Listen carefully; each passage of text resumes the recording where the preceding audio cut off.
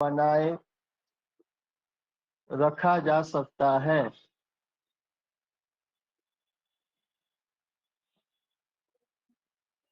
देखिए ये प्रश्न जो है बहुत आसान है, इसमें कुछ नहीं है, लेकिन थोड़ा सा इसमें इसको समझना पड़ेगा, है ना।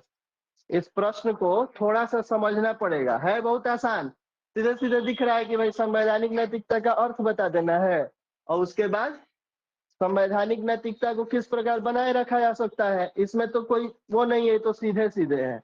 लेकिन इसमें थोड़ा सा आपको ध्यान लगा के सोचिएगा, तो दिमाग अप्लाई कीजिएगा। तो या देखिए संवैधानिक, ये फर्स्ट पार्ट तो ठीक है, आसान है, इसमें कोई दिक्कत नहीं है, तो सीधे सीधे है। सेकेंड पार्ट जो है, संवैधानिक नैतिकता को किस प्रकार बनाए रखा जा सकता है, तो ये आपसे प्रश्न मांग कर रहा है कि आप बताइए कि भाई बनाए रखा जा सकता है, तो कुछ तो चुनौतियां होंगी, तभी ना उसके परिप्रेक्ष्य में आपसे पूछा जा रहा है कि बनाए रखा जा सकता है। कुछ तो दिक्कत आ रही होगी, तभी तो ये प्रश्न खड़ा हुआ है, बिना उसके प्रश्न तो खड़ा नहीं होगा। कुछ चुनौती होगी, कुछ कठिनाइयां होंगी उसके सामने, कुछ ऑब्स्ट्रक्शंस होंगे, कुछ तो होगा, कुछ बाधाएं होंगी, तो ये चीज इसमें छुपी हुई है। आई बात समझ में कि चुनौती पहले बताएं और तब उस चुनौती का समाधान आप कैसे करेंगे, आपने लिखा है ना पॉइंट में। अब फिर आपके सामने ये चुनौती है कि इसको 400 शब्द में आपको संक्षिप्त करके लिखना है। कैसे लिखेंगे, यही सीखना है। और आप आज सीख लीजिए, कल लिख के दिखाइए और कल दे दीजिएगा, तो मैं कल उत्तर भी आपको दे दूंगा इसका। आज मैं फ्रेम करवा दे रहा हूँ, ठीक है। तो देखिए, लिखने के लिए जो सबसे पहला पैरा होगा, पैरा फर्स्ट जो होगा हमारा, उसमें सबसे पहले संवैधानिक नैतिकता क्या है, ठीक। पहले पैरा में क्या लिखेंगे, संवैधानिक नैतिकता का अर्थ। सबसे पहले संवैधानिक नैतिकता का अर्थ बताएंगे, constitutional morality. What is constitutional morality, इसके बारे में बताएंगे।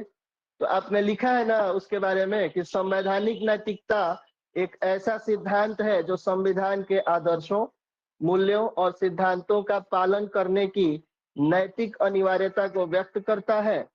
यह मात्र कानूनों और नियमों का पालन करने तक सीमित नहीं है, बल्कि समाज में संविधान की भावना और दर्शन को बनाए रखने और उसका अनुपालन सुनिश्चित करने की नैतिक जिम्मेदारी को समाहित करता है। हो गया 4-5 लाइन, जैसा लिखवाया है एज इट इज लिख दीजिएगा, ठीक है।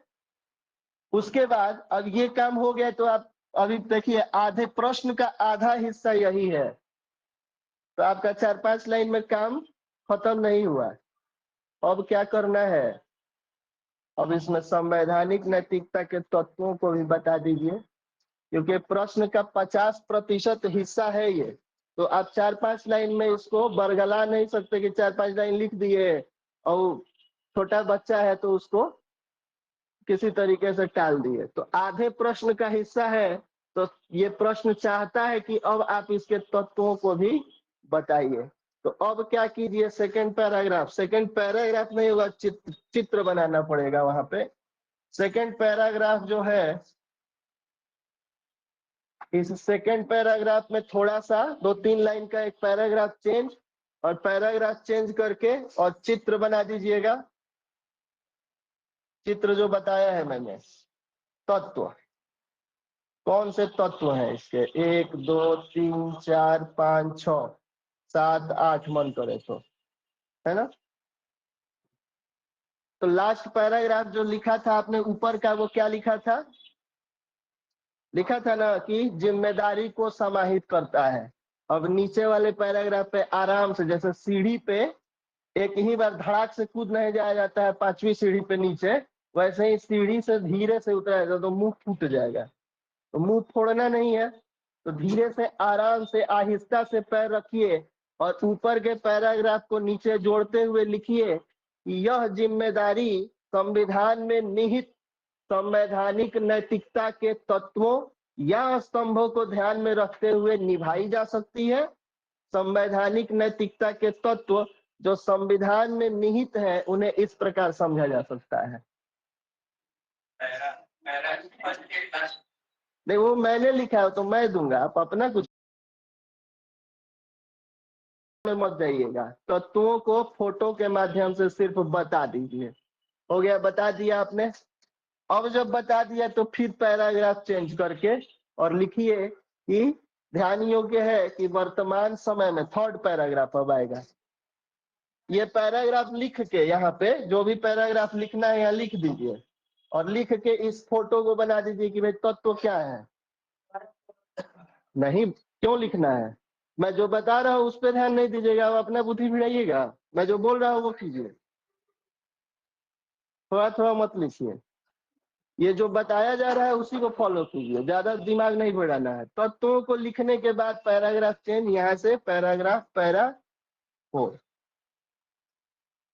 जब पैराग्राफ 4 में आइए तो अब इसके बाद लिखिए कि ध्यान योग्य है कि वर्तमान समय में जबकि भारत का लोकतंत्र अपनी चरम स्थिति को प्राप्त कर चुका है, कभी कभी संवैधानिक नैतिकता भारतीय राज्य व्यवस्था से दूरी बनाती हुई दृष्टिगत होती है। इस तथ्य को समझने के लिए संवैधानिक नैतिकता से जुड़ी चुनौतियों को जान लेना समीचीन रहेगा, जो इस तरह है। कुछ पल्ले पड़ा, पल्ले पढ़ाना पड़ेगा। ये एक आला दर्जे की हिंदी है जो पता नहीं मैंने कहाँ सीख ली, मुझे नहीं मालूम, पता नहीं कैसे सीख ली। सर के क्लास में रोज आते आते लिखते लिखते वो आ गया है। तो अब इस इतना लिखने के बाद जब लिख लीजिए पैराग्राफ कम से कम चेंज करने वाला लिख लीजिए। चलिए मैं आप पे दया कर देता हूँ। जो जो से, जो सेकेंड पैराग्राफ है इसको लिखिए। ये पैरा फर्स्ट नहीं, वो तो मैं लिखवा चुका हूँ, वो हो गया है। सेकेंड पैराग्राफ में जब पैराग्राफ चेंज कीजिएगा तो वहां लिखिएगा, सेकेंड पैराग्राफ की बात मैं लिखवा दे रहा हूँ। और जो इंग्लिश वाले हैं वो अपना ट्रांसलेट कर लेंगे। गूगल ट्रांसलेटर एक नाम की चीज आती है, आप ही के लिए है, वरदान है, वो कर लीजिएगा। लिखिए, यह जिम्मेदारी ऊपर के पैराग्राफ से निचले को जोड़ने के लिए, यह जिम्मेदारी संविधान में निहित संवैधानिक नैतिकता के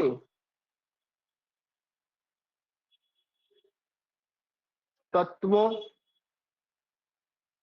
या स्तंभों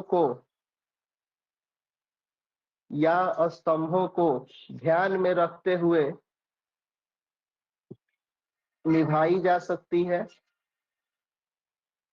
पूर्ण विराम।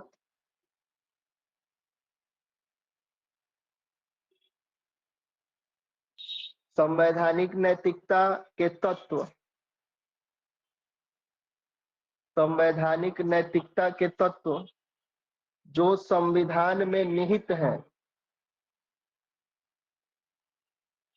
जो संविधान में निहित है, उन्हें इस प्रकार समझा जा सकता है। उन्हें इस प्रकार समझा जा सकता है।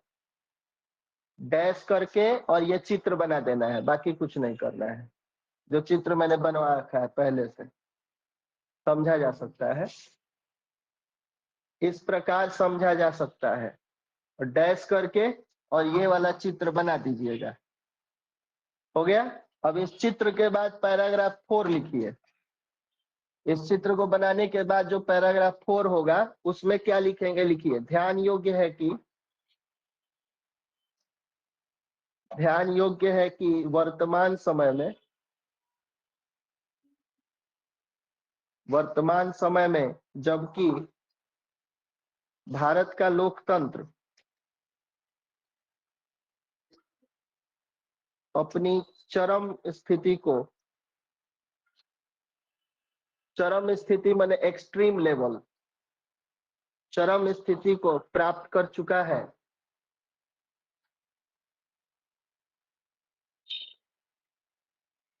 कभी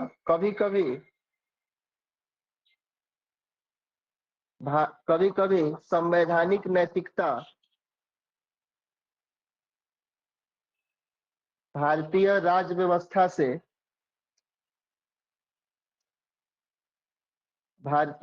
व्यवस्था से दूरी बनाती हुई प्रतीत होती है।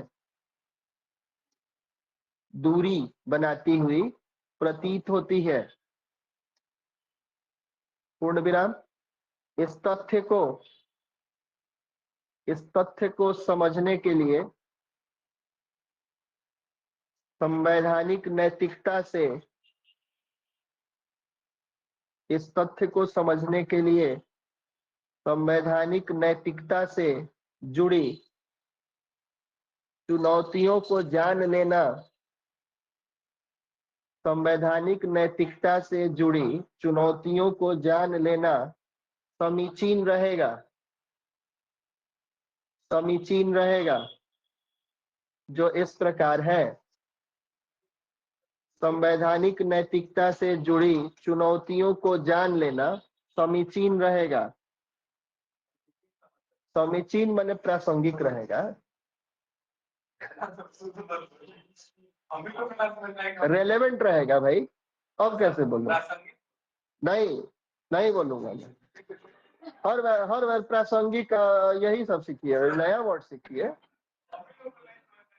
नहीं आएगा। जो चेक करने वाले हैं वो, इसीलिए तो मैं कह रहा हूँ कि नए शब्दों को सीखिए, अपनी डिक्शनरी को बढ़ाइए, नए शब्द सीखिए। अखबार में अक्सर ये शब्द आप देखिएगा, समीचीन रहेगा। तो आपके लिए नया है, जो चेक करने वाला है उसके लिए नया नहीं है ये। हाँ, जो इस प्रकार है। अब इस प्रकार पैरा 4 में ये चीज लिख दिया जो मैंने बोला। उसके बाद नीचे सिर्फ चुनौतियों को काउंट करा देना है, उसको बहुत विस्तार में नहीं ले जाना। क्या हुआ? समीचीन रहेगा। हो गया। उसके बाद नीचे सिर्फ पॉइंट काउंट करा दीजिए कि कौन कौन सी चुनौतियां हैं। तो कौन सी चुनौतियां हैं? सामाजिक परंपरा और संवैधानिक मूल्यों में संघर्ष है, यही चुनौतियां हैं। राजनीतिक और प्रशासनिक भ्रष्टाचार है। 1 2 3 4 करके सिर्फ बोल देना है, चुनौतियों गिना दीजिए बस। न्याय की पहुंच और देरी है, शिक्षा और जागरूकता की कमी है, राजनीतिक और वैचारिक ध्रुवीकरण है, आर्थिक और सामाजिक असमानता है, संवैधानिक नैतिकता पर दबाव है। 5 या 6 भी लिखिए, 5 भी लिख दीजिएगा तो चुनौतियां हो गई। उन चुनौतियों को लिखने के बाद जब ये चुनौतियां लिख लीजिए, तब यह चुनौतियां क्या है, पैराग्राफ चेंज करके, और चुनौतियां कौन कौन सी चुनौतियां हैं काउंट करा दीजिए। 1 2 3 4 5 6 काउंट हो गया। उसके बाद फिर पैराग्राफ चेंज कीजिए, पैराग्राफ 5। अब पैराग्राफ 5वां। जब पैराग्राफ 5 में आइए तो अब फिर लिखिए, बोलने से काम तो चलेगा नहीं। 5वें पैराग्राफ में लिखिए, उपरोक्त चुनौतियों के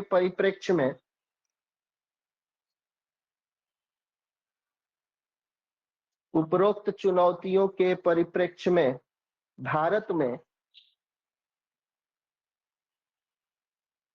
संवैधानिक नैतिकता परिप्रेक्ष्य में भारत में संवैधानिक नैतिकता की प्रासंगिकता को बनाए रखने के लिए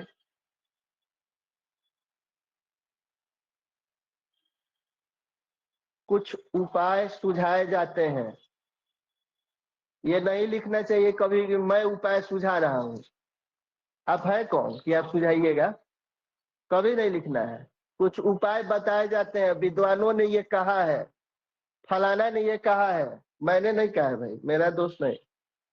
हाँ, तो ये इस तरीके से उसको लिखना है कि विद्वानों ने कहा है, या विद्वानों का मत है कि, या उपाय सुझाए जाते हैं। अब किसने कौन सुझाए जाते हैं वो आप जाके खोज लीजिएगा, वो जाने।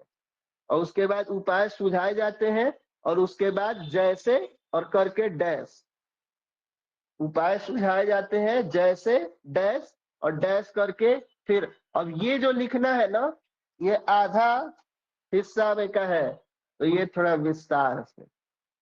अब लाइन से शुरू कीजिए, संवैधानिक संस्थाओं को सशक्त बनाना चाहिए। अब उसमें लिखिए, निर्वाचन आयोग, सीबीआई, एनआईए, इन सबको हमको सशक्त बनाना होगा। उसके अलावा दूसरा, नैतिक शिक्षा और मूल्यों का विकास करना चाहिए। अब ये आप बता रहे हैं, सुझा रहे हैं कि क्या क्या उपाय हो सकते हैं, कैसे बनाए रखा जा सकता है ना? तो ऐसे ऐसे बनाए रखा जा सकता है। उसके बाद थर्ड, अर्थव्यवस्था और समावेशी विकास पर जोर देना पड़ेगा, उसको फिर डिटेल में। उसके बाद धर्मनिरपेक्षता को बढ़ावा और सांप्रदायिकता पर नियंत्रण, सारे डिटेल मैंने दिए हुए हैं। और लास्ट, न्याय तक पहुंच बढ़ाना, ये भी डिटेल।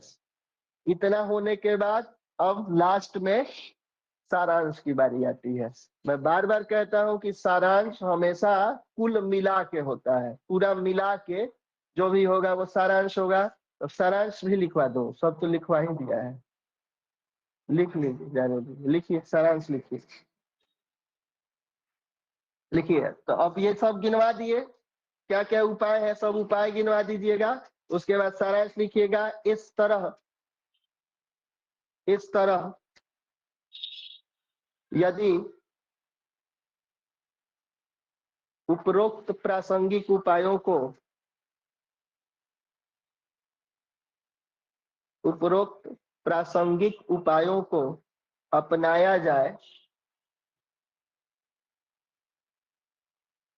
तो तो संवैधानिक नैतिकता के समक्ष संवैधानिक नैतिकता के समक्ष आने वाली आने वाली चुनौतियों से आसानी से निपटा जा सकता है।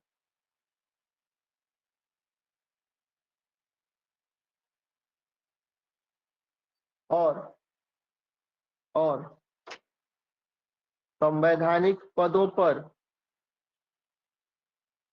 संवैधानिक पदों पर आसीन व्यक्ति भी संवैधानिक पदों पर आसीन व्यक्ति भी इस तथ्य से पूर्णतः अवगत है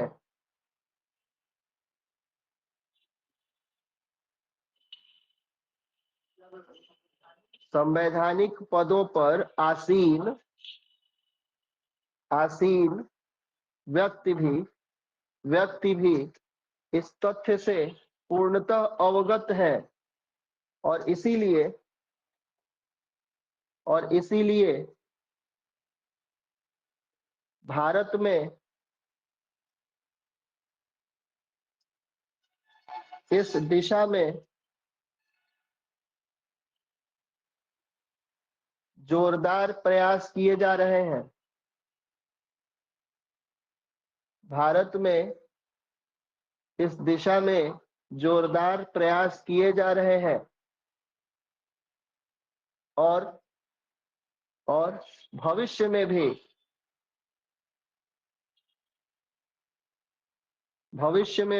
इन प्रयासों के होते